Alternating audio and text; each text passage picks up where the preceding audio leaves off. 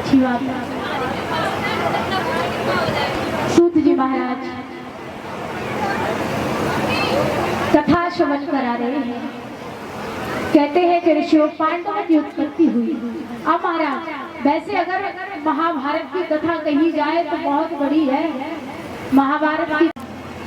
तो यहाँ कुरुक्षेत्र में भीष्म पितामह में और अर्जुन में युद्ध होता है। पितामह भीष्म बाणों की बौछार करने लगे, धनुष हाथ से छूट गया, सिर का मुकुट गिर गया। एक क्षण के लिए भगवान कन्हैया को ऐसा लगा कि भीष्म पितामह ने अपना वरदान तोड़ दिया, प्रतिज्ञा नहीं तोड़ी, अर्जुन को मारना गया। यदि पांडवों का विनाश हुआ तो मेरे ऊपर से मेरे भक्तों का विश्वास हट जाएगा, मुझे रक्षा करनी होगी। रथ से उतरे, वहां पर टूटा हुआ रथ का पहिया पड़ा था, उस पहिया को लेकर के दौड़े जैसे कि जंगल का राजा शेर जा रहा है पितामह भीष्म की तरफ। और जैसे भीष्म पितामह ने भगवान कन्हैया को देखा, हाथ में वो रथ का पहिया देखा, पितामह भीष्म ने धनुष बाण छोड़ दिए और ताली बजा करके हंसने लगे। बोले युद्ध करो, भगवान बोले युद्ध करो। पितामह कहने लगे हो गया युद्ध। क्यों? बोले बराबर हो गए, मेरी भी प्रतिज्ञा टूट गई, मैंने आपकी भी तोड़वा दी। भगवान कहते हैं पितामह तुम्हारे जैसे भक्तों के लिए एक प्रतिज्ञा क्या, मैं हजारों प्रतिज्ञा तोड़ने के लिए तैयार हूँ। अब ये शब्द सुने तो पितामह भीष्म भगवान कन्हैया के चरणों में गिर पड़े और कहने लगे हैं प्रभु मुझे एक वरदान दो। क्या? बोले मुझे वरदान दो कि जब मेरा अंतिम समय हो, जब मेरा अंतिम समय हो और मैं आपको बुलाऊं या ना बुलाऊं, पर मुझे वरदान दो कि मेरे अंतिम समय पे आप मेरे सामने हो। ऐसा क्यों कहा? वो इसलिए कि जब प्राणी के प्राण निकलते हैं तो उन्हें 1000 बिच्छू काटने का दर्द एक साथ होता है और उस दर्द को सहन करते करते प्राणी के प्राण निकल जाते हैं, वो भगवान को याद नहीं कर पाता। इसलिए कहा कि गोविंद मैं तुम्हें बुलाऊं या ना बुलाऊं, लेकिन आप अंतिम समय पर मेरे सामने हो। भगवान ने वरदान दिया, ठीक है। सायकाल का वक्त था, कौरव पांडव डेरों में चले, लेकिन इतना बड़ा युद्ध चल रहा था। परीक्षित महाराज जी एक बहुत बड़ी खासियत थी यहाँ कि छोटे बड़ों का सम्मान करते थे, पैर छुआ करते थे। अर्जुन चले और अर्जुन ने जाकर के पितामह भीष्म के चरण छुए। पितामह भीष्म ने कहा अर्जुन विजयी भव। अर्जुन चौंक गए, पितामह भीष्म विजयी भव मुझे कह रहे हैं। ये बात भगवान कन्हैया को बताई तो भगवान कन्हैया कहने लगे हे अर्जुन अब तो ये महाभारत का युद्ध और भी सरल होता जा रहा है। अब महाराज युद्ध का तीसरा दिन है। तीसरे दिन जब कौरव और पांडव आते हैं कुरुक्षेत्र में, पितामह भीष्म में और अर्जुन में युद्ध होता है। पितामह भीष्म कैसे ही परास्त नहीं होते तो भगवान ने इशारा किया और अर्जुन के सामने शिखंडी को खड़ा कर दिया। पितामह भीष्म ने जैसे ही शिखंडी को देखा धनुष बाण छोड़ दिए। भगवान ने इशारा किया अर्जुन बाण मार दो, बहुत अच्छा मौका है। अर्जुन ने धनुष बाण लिया और एक बाण मारा, उसमें से 100 बाण बने और 100 के 100 बाण पितामह भीष्म के शरीर में चुभ गए। वो बाणों की सैया पर देख गए, लेकिन उनका सर नीचे को हो गया। पितामह भीष्म रोने लगे और बोले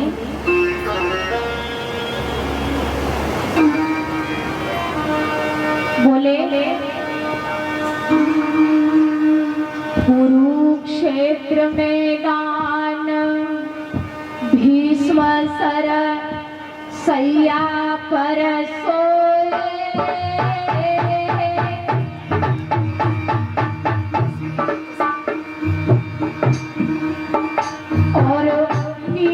है गई नारिया दिखरी अर्जुन की रोए।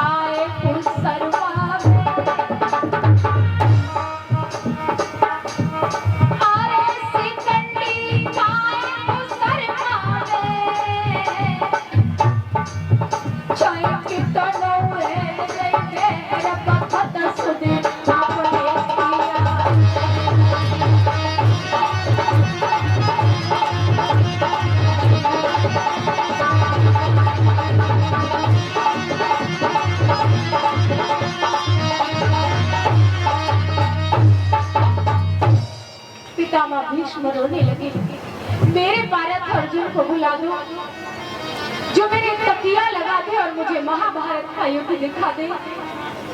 अर्जुन को बुलाया, अर्जुन ने एक बाण और मारा, उसमें से 4 बाण बने और चारों के चारों बाण सर के नीचे लग गए।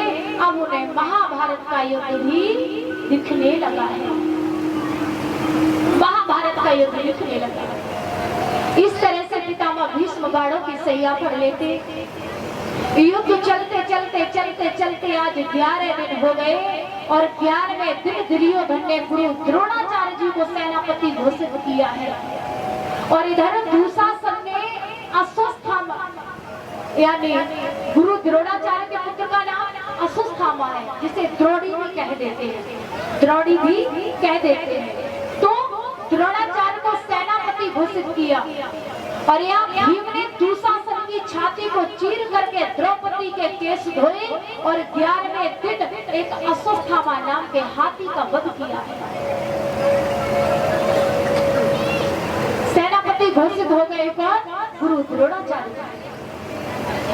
और सायकाल का वक्त था, कौरव पांडव अपने अपने डेरों में चले, अर्जुन चले हैं, गुरु द्रोणाचार्य जी के चरण स्पर्श किए। गुरुजी कहने लगे अर्जुन विजयी भक्त। अर्जुन कहने लगे गुरुदेव, भला आपके सामने मेरी विजय कैसे हो जाएगी? तो गुरुजी कहते हैं कि अर्जुन, युद्ध के मैदान में यदि हमें कोई अशुभ समाचार सुना दे तो तुम्हारी विजय हो जाएगी। अब ये अशुभ समाचार क्या है? ये बात भगवान कन्हैया को बताई। भगवान कन्हैया कहने लगे तुम चिंता न करो अर्जुन। अब भगवान कहाँ चले हैं? युधिष्ठिर के पास। युधिष्ठिर जो कभी झूठ नहीं बोलते, युधिष्ठिर के पास। और जाकर के कहा भैया युधिष्ठिर, कल युद्ध के मैदान में तुम जाकर के ये कह देना कि अश्वत्थामा मारा गया। गुरु द्रोणाचार्य के बेटा का भी नाम अश्वत्थामा है। बोले ये कह देना युद्ध के मैदान में कि अश्वत्थामा मारा गया। युधिष्ठिर कहने लगे हम नहीं झूठ बोलते, हम नहीं कहेंगे। गुरुजी का बेटा कहाँ मारा गया है? कन्हैया कहने लगे हमने कब कहा कि तुम झूठ बोलो, और हमने कब कहा गुरुजी का बेटा मारा गया? अरे अश्वत्थामा नाम का हाथी तो मारा गया है, तो जाकर के ये कह देना अश्वत्थामा मारा गया किंतु हाथी। तो युधिष्ठिर सोचने लगे बात भी ठीक है, हाथी तो मारा गया है तो इसमें झूठ भी क्या है, ठीक है कह देंगे। अब भैया युद्ध का 15वां दिन है, अर्जुन में और गुरु द्रोणाचार्य जी में युद्ध होता है। भगवान को मालूम था कि युधिष्ठिर आकर के कहेंगे किंतु हाथी, तो उन्होंने पहले ही प्रबंध कर डाले, पहले से ही सारी व्यवस्थाएं कर। युद्ध हो रहा है, गुरु द्रोणाचार्य जी कैसे ही परास्त नहीं होते। तो याद रखना युद्ध के मैदान में जिस समय युधिष्ठिर जी आए हैं और युद्ध के मैदान में युधिष्ठिर ने आकर के कहा कि अरे भैया अश्वत्थामा मारा गया, और ये कह पाया कि अश्वत्थामा मारा गया, तब तक भगवान कन्हैया ने इतनी जोर से शंख बजा दिया, इतनी जोर से शंख बजा दिया कि किंतु परंतु हाथी किसी ने कुछ नहीं सुन पाया, कुछ नहीं सुन पाया। सिर्फ इतना सुना कि अश्वत्थामा मारा गया। गुरुजी ने सोचा मेरा बेटा मारा गया। अब इससे भी बड़ा शुभ समाचार क्या होगा? धनुष बाण छोड़ दिए। भगवान कहने लगे अर्जुन बाण मार दो। अगर इन्हें ये मालूम पड़ा कि इनका बेटा नहीं हाथी मारा गया है तो धनुष बाण उठाने में ज्यादा देर नहीं लगेगी। अब महाराज अर्जुन बाण मारते, इधर अर्जुन ने बाण तो नहीं मार पाया, लेकिन धृष्टद्युम्न ने द्रौपदी के भैया ने गुरु द्रोणाचार्य जी का सर धड़ से अलग कर दिया, सर धड़ से अलग। इस तरह से गुरु द्रोणाचार्य जी की मृत्यु हुई। अब सुना कि गुरु द्रोणाचार्य जी भी मारे गए, तो कर्ण को सेनापति घोषित किया है। युद्ध का 16वां दिन है, कर्ण को सेनापति घोषित किया। कर्ण कौन थे? जो कुंती के कुंवारेपन में पैदा हुए। अब भैया कर्ण के पास में 5 बाण हैं जो परशुराम जी से छल करके लिए थे, लेकिन परशुराम जी ने कह दिया था, कर्ण ये बाण तुमने मुझसे छल के लिए हैं, मैं बाण तो दे दूंगा, लेकिन इतना कहूंगा कि ये 5 बाण तुम्हारे कभी किसी काम में नहीं आएंगे। भगवान को मालूम पड़ा कि कर्ण को सेनापति घोषित कर दिया। भगवान कुंती मैया के पास पहुंचे और कहने लगे कि बुआ, तुम अपने 5 पुत्रों को जीवित चाहती हो? हाँ हाँ, तो जाओ कर्ण के पास से 5 बाण लेकर के आओ। क्यों? कि अब तुम्हारे 5 पुत्रों के प्राण कर्ण की मुट्ठी में है, जाओ लेकर के आओ। कुंती मैया चली, कर्ण के पास में पहुंची और कहने लगी, बेटा कर्ण, एक बात बोलूं? हाँ, मैंने ये बात कभी किसी को नहीं बताई। कर्ण, मैं तुम्हें बता रही हूँ कि तुम अर्जुन से युद्ध मत करो, तुम अर्जुन की तरफ होकर के युद्ध करो। कर्ण कहने लगे, क्यों? अर्जुन क्या मेरा भैया लगता है? कुंती कहने लगी, बेटा आज मैं तुम्हें एक बहुत बड़े राज की बात बताने जा रही हूँ। हाँ, अर्जुन तुम्हारा खास भाई है, तुम मेरे बेटा हो, तुम मेरे कुंवारेपन में पैदा हुए थे, मैंने सूर्य के मंत्र रंजवाए, तुम मेरे कुंवारेपन में पैदा हुए और लोक लज्जा के कारण मैंने तुम्हें नदी में बहा दिया। कर्ण रोने लगे, माँ मेरे माता पिता थे और लोग मुझे सूत पुत्र कहते रहे। सूत पुत्र किसे कहते हैं? जिस बालक को अपने माता और पिता के बारे में न पता हो कि उसके माता कौन है, उसके पिता कौन है, उसे सूत पुत्र कहते हैं। लेकिन माँ, मैंने दुर्योधन का नमक खाया है, मैं तो युद्ध तो दुर्योधन की तरफ से करूंगा। कुंती मैया कहने लगी, तो कर्ण, मैंने तुझे 9 महीने अपने पेट में रखा था, उसके बदले में आप मुझसे कुछ मांगना चाहती हूँ, मांग ले। बोले, जो तेरे पास में जो 5 बाण है वो मुझे दे दे। कर्ण की आंखों में आंसू आ गए, हे माँ, तूने बाण नहीं मेरे प्राण मांग लिए, लेकिन 9 महीने तूने मुझे अपने गर्भ में रखा है, उसका भी ऋण चुका देता हूँ। और वो 5 बाण दे दिए। कुंती मैया 5 बाण लेकर के चली गई। कर्ण रोते बिलखते रह गए। युद्ध के 17वें दिन जब कौरव पांडव आते हैं कुरुक्षेत्र में, तो कर्ण में और अर्जुन में युद्ध होता है। जब कर्ण बाण मारते हैं तो अर्जुन का रथ 2 कदम पीछे हट जाता है, और अर्जुन बाण मारते हैं तो कर्ण का रथ 10 कदम पीछे हट जाता है। और ये नजारा देख करके अर्जुन को अहंकार हो गया। अर्जुन कहने लगे, देखा ये सब, मैं कितना बड़ा बलवान हूँ, मैं कितना बड़ा गांडीवधारी हूँ। ये देखो कर्ण बाण मारता है तो मेरा रथ 2 ही कदम पीछे हटता है, और जब मैं बाण मारता हूँ तो कर्ण का रथ 10 कदम पीछे हट जाता है। भगवान कहने लगे, कर्ण बलवान है। अर्जुन बोले, बलवान है? काय का बलवान?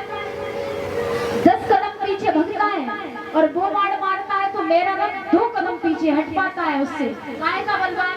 मैं बलवान। भगवान कहने लगे, अर्जुन अहंकार ना करो, सच में कर्ण बलवान है और सबसे बड़ा दानी है। कैसे? बोले, सुनो, तुम्हारे रथ में सारी सृष्टि का भार मैं बैठा हूं। पहियों से शेष जी, छत पे ऊपर हनुमान जी हट जाए, शेष जी हट जाए, मैं हट जाऊं, फिर कहीं कर्ण ने बाण मार दिया, हे अर्जुन कदम गिनना भूल जाओगे, पता नहीं किस दिशा में तुम जाओगे, किस दिशा में तुम्हारा रथ जाएगा। इसलिए सिर्फ युद्ध करो, अहंकार मत करो। युद्ध होता है तो कर्ण के रथ के पहिया जमीन में अंदर धसकने लगे। तो कर्ण कहते हैं, भैया अर्जुन, अगर 2 मिनट का समय हो तो मैं ये रथ के पहिया बाहर निकाल। अब जैसे ही कर्ण ने धनुष बाण रखे, रथ के पहिया निकालने लगे। भगवान ने इशारा किया, अर्जुन बाण मार दो, ऐसे नहीं मार पाओगे इसे। और ये इशारा दुर्योधन ने देख लिया। तो दुर्योधन कहता है, कृष्ण पीछे से वार करना धर्म के विरुद्ध होता है। भगवान खूब हंसे। अरे वाह दुर्योधन, तू धर्म और अधर्म के बारे में कब से जानने लगा? तूने तो जीवन भर अधर्म किया है, तू क्या जाने। खैर तुझे धर्म की याद तो आई, लेकिन बहुत देर हो गई। याद पहले आ जाती तो ये महाभारत की लड़ाई नहीं होती। क्या बोलेंगे भगवान दुर्योधन। अरे आई तो याद धर्म की दुर्योधन। अरे आई तो याद धर्म की, पर अंत समय पर आई। अरे यही याद पहले आ जाती तो होती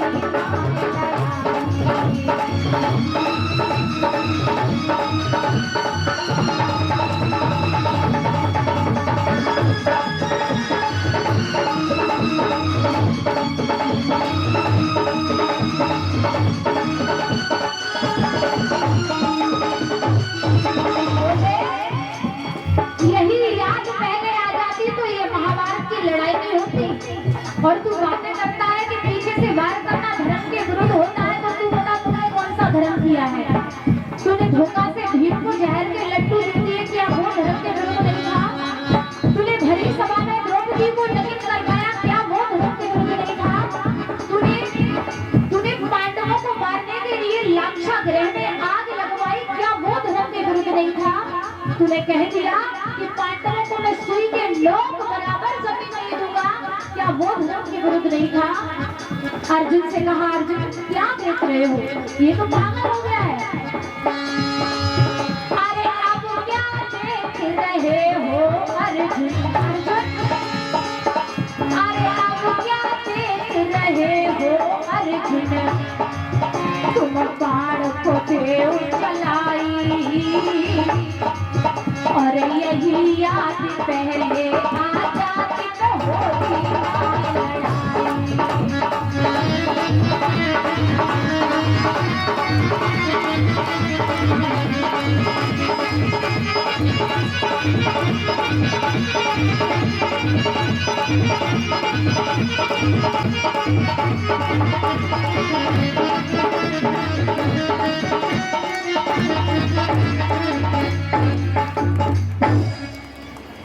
बोले अर्जुन ये तो पागल हो गया, तुम बाण मार दो।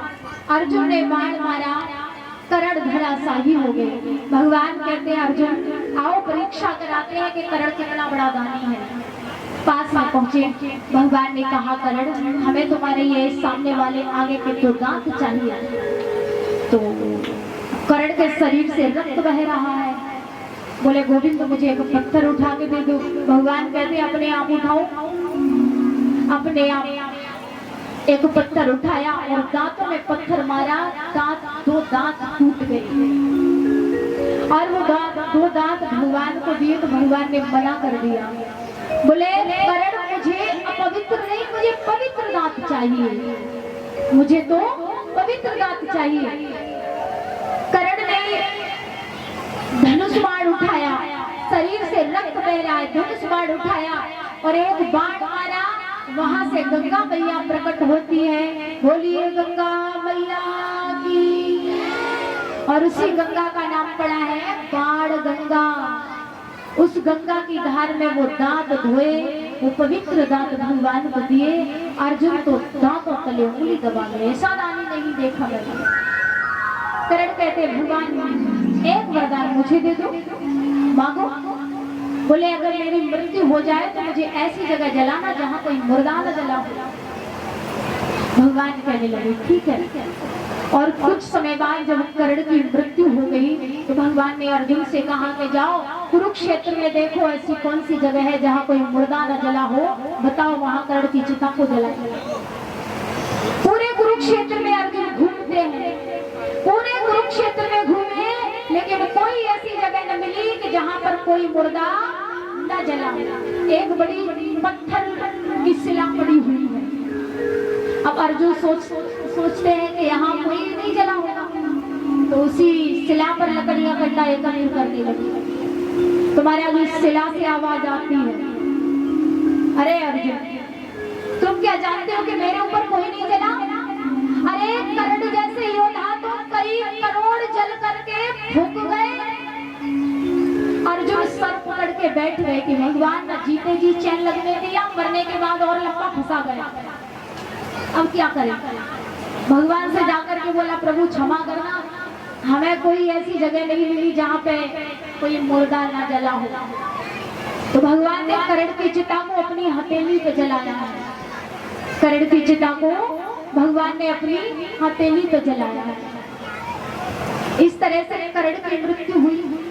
अब करण की मृत्यु ये मैया कुंती ने सुनी तो मैया कुंती रोने लगी, हाय मेरा बेटा मारा गया। एक बेटा ने दूसरा बेटा मार दिया, भाई के हाथों से भाई मारा गया। कुंती मैया रोने लगी।